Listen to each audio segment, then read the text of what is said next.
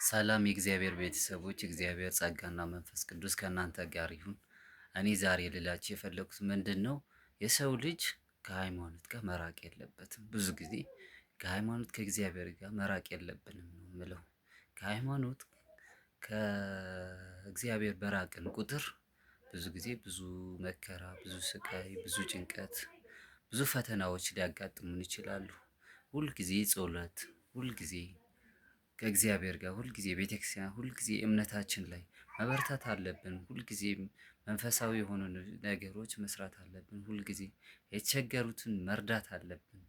ሁልጊዜ በሄድንበት እንዲቀናን ስንወጣም ስንገባም እግዚአብሔርን እያመሰገንን ስፔሻሊ እግዚአብሔር ማማረር የለብንም። ባገኘነው ባለንበት ሁኔታ በተለያየ የስራ ዘርፍ ልንሆን እንችላለን። አንዳንዶቻችን በቢዝነስ ልንሆን እንችላለን። አንዳንዶቻችን በስራ ተቀጥረን ሊሆን ይችላል። አንዳንዶቻችን በንግድ ሊሆን ይችላል። በተለያየ ቦታዎች ሆነን በተለያየ ዘርፍ ሆነን እግዚአብሔርን ሁሌ ማመስገን አለብን። እግዚአብሔርን ባመሰገንን ቁጥር ወደ እግዚአብሔርን በመጣን ቁጥር ጸሎት ባረግን ቁጥር ወደ እምነታችን በቀረብን ቁጥር እኛም የበረከት ተሳታፊዎች እንሆናለን። በረከት እናገኛለን። እዛ ላይ ደግሞ ብዙ ጊዜ ቢዝነሳችንም ሊሆን ይችላል ስራችንም እንዲባረክልን ሁልጊዜ በስራችን ላይ እግዚአብሔርም ሲጨመርበት በጣም ጥሩ ነው። ለምን አንድ የቢዝነስ ሰው አንድ ንግድ የሚሰራ ሰው ሁልጊዜ ቢዝነሱ ላይ ወይም ደግሞ ስራው ላይ እግዚአብሔር ካለው ሁልጊዜ የተባረከ ነው፣ በረከት ያገኝበታል።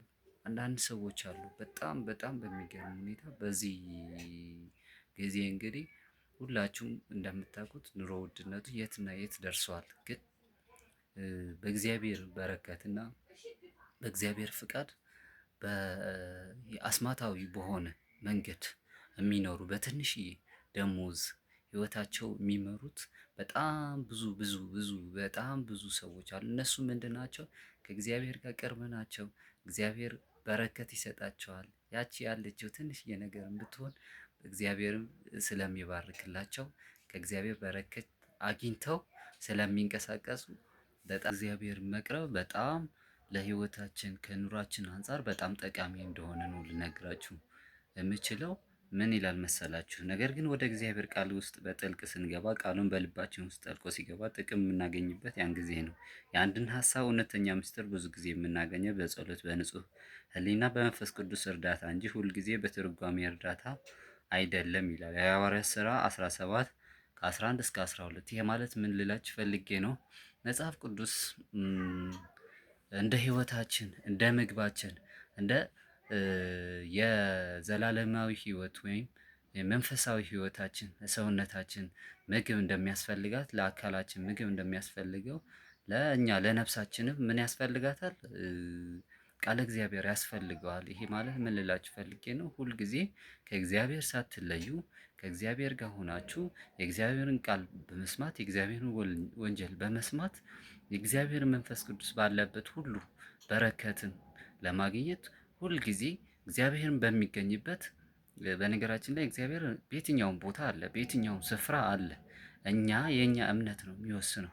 እኛ ለእግዚአብሔር ምን ያክል ቅርብ ነን የሚለው በጣም ይወስነዋል።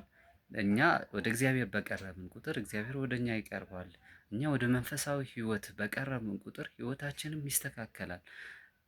ባለትዳሮች ይሁን ትዳራችንን ጠንካራ እንዲሆን ጽኑ እንዲሆን ትዳራችንን በረከት ያለው እንዲሆን ትዳራችን የተባረከ እንዲሆን በተለያየ ህይወትም ያለን እንደዛ ያንን ህይወት ስጋዊ ህይወታችንም እንዲስተካከል በጣም ይጠቅመናል ማለት ነው።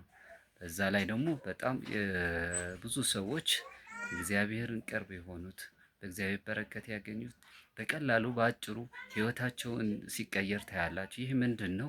እግዚአብሔር የሚሳነው ነገር የለም። ካመንን እግዚአብሔር ለሁሉም ነገር ይቻለዋል።